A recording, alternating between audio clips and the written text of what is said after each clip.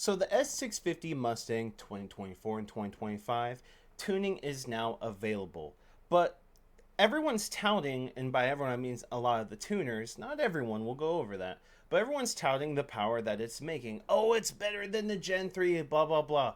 Well, I've got news for you.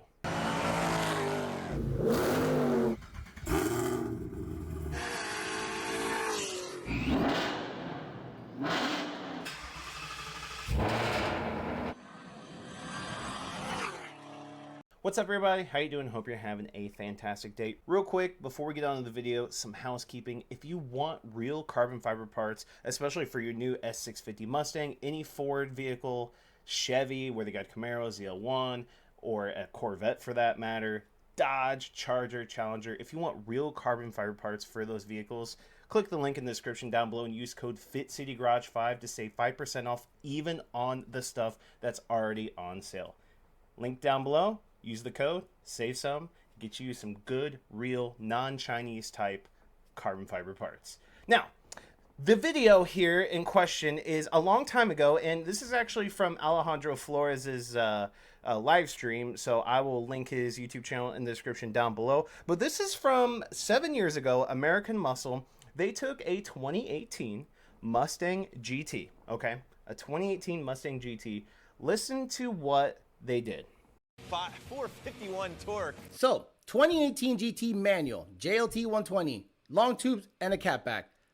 According to them, their baseline was a little high at 430, and they got all the way up to 509 rear wheel horsepower on their dyno. Then, Junior, way back 7 years ago, the Lund Racing page, it has 49,000 views. He dynoed a bone stock 2018 with absolutely no modifications, zero modifications, and he did 3 pulls, 424, 429. So there you have it, 2 different dynos with 2 different S550 Mustang GTs, the Gen 3s, both making around, we'll average it out, 430 wheel horsepower and 400 wheel torque, give or take. SAE smoothing, you can see it in the right. So 2 different dyno jets, 2 different dynos, same Gen 3 S550 vehicle, or not the same vehicle, but like the same years, right?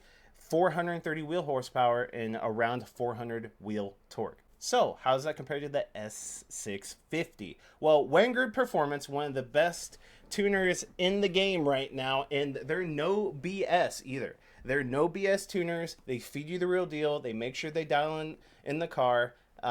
Let's go to their Facebook page because they've been doing a lot of posting, and I will link their Facebook page in the description down below. They've been doing a lot of posting, and we will see exactly how much power a stock Mustang does, and they make some very good comments about some other dynos and tuners that are going out right now with their data. So here we go. I'm going to read the comment section and we'll go over the graph. So this is what Wengerd said. So far, this is what we're seeing on stock S650s, but are still working on optimizing a few things. These are numbers you will see if you put your car on a dyno jet using dyno SAE correction factors in 5th gear. Now I know if you dyno in 6th, it'll be higher. If you dyno in 7th, it'll be even higher because that's the 1-to-1 ratio. But they're just using 5th gear for now because, newsflash, if you didn't know, the speed limitations on the vehicles, you know, the speed limiter, is still a thing right now. I think from what I've been reading and hearing, it's going to be an update for HB tuners to get that removed, right? But as of now, this is what they're working with. So anyway, I just wanted to clarify that. Tuners are currently being hesitant to post 93 results against stock. So just a regular 93 tune bone stock against the regular tune from the factory. Nobody likes posting minimal gains, but Ford really did not leave much, if anything, on the table for 93 octane. Not necessarily a bad thing, just makes it more difficult for tuners to make any gains. Nobody is gaining much on 93 currently. Red line is a stock tune, green is a 93 cleanup tune, and blue is E85 tune. I see too many inflated numbers to push sales, but so far this is what we're seeing, no BS. And these guys are really good tuning. They have some fast cars out there. They've really made a name for themselves in the past 5 years, I would say. But let's go over it. So stock 406, 346. 93 tune 413, 363. E85 only, 433, 381. Now, he didn't post the DA, right? He didn't say how hot it was or anything like that. But in the end, it's about the difference in numbers, right? But this is what is going on. Now, there's actually more information. Let's look at that. Okay, so here we have a dyno overlay of our 2018 Mustang GT. It's a 10-speed, it's got E85, and then it's got the S650 manifold in long tube headers. So they have two throttle bodies working on this this S550. Because again, I'll read it one more time. 2018 Mustang GT A10, E85, twin throttle body manifold with long tube headers versus a 2024 GT in fifth gear with E85. So 433, and then the S550 472 and 412. Effectively, the only difference is it has long tube headers. So what I find strange is we raced both cars side by side and they stuck even with each other. Maybe 7th gear will show better numbers when we get the speed limit patch, hence what I talked about earlier. Green line is S550 and with S650 manifold E85. Red line is S650 E85. Go ahead and look at some of the comments here. Gen 3 numbers with an extra throttle that proved nothing.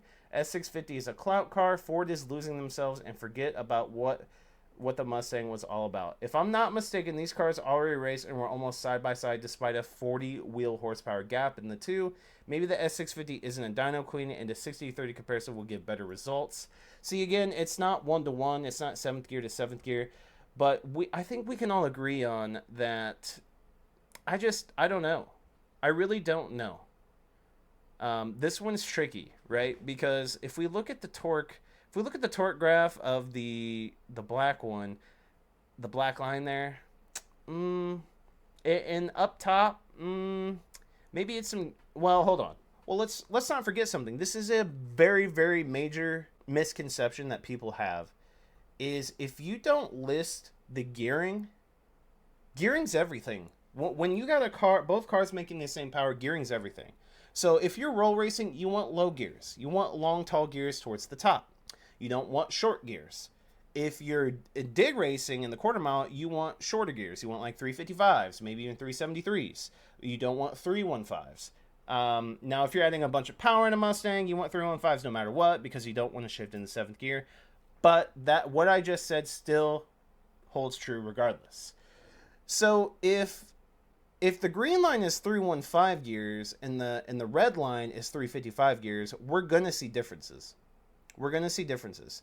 And we're also going to see differences when they said they stuck side by side with each other. If the side by side with each other, like if the S650 has the longer gears, 315 gears, and the S550 has 355 gears, it makes sense. Gearing matters. Gearing and weight matters if cars are the same horsepower roughly. Or in this case, they're different. It all plays. It all matters into the equation of things. And a lot of people, those of you that do know, a lot of people don't know that. They don't.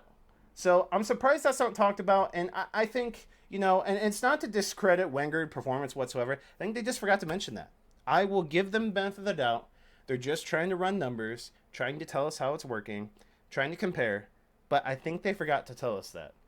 There's a lot of good comments in here. I'm not going to read them all, but I want you guys to check it out. But the one thing I will say is so far I'm not impressed with the S650. Seems like Gen 2 and Gen 3 are better tune-wise. And I'd have to agree. If you want a fast Mustang, I would go with the Gen 3. Like a roll car. If you want a fast roll car, roll racing in Mexico or something like that, I'd go with Gen 3. The only reason to get a newer Mustang is to have just a new shiny interior and a somewhat new shiny exterior, right? Just to have the newest and greatest thing, so to speak. But other than that, it's not really doing you any favors. Wengerd just 3 hours ago, back to working on the trans side today and getting draggy runs and multiple different shift points. So stay tuned for the updates on stuff like this. I will be posting more videos and giving you guys real data, real no BS stuff about the tuning of the S650 Mustang. So if you're on the fence right now, here is my advice. Just wait. let good tuners like Wengerd, like Lund Racing, hell, even Rob Shoemaker, he's the one that tuned my Mustang. It ran like a monster. Everyone in Indiana knows what that car is. I sold it a couple years ago. It's on the channel. You can check it out. But I sold it. Everyone knows that car in the fast scene. So stay tuned. I'll keep you guys updated. If you found this, if you found any of this helpful for just information's sake or just about your car in general, please smash the like button. Comment what you think about this in the comment section down below. Subscribe if you haven't done so already. That's it with me. I'll see you guys in the next one.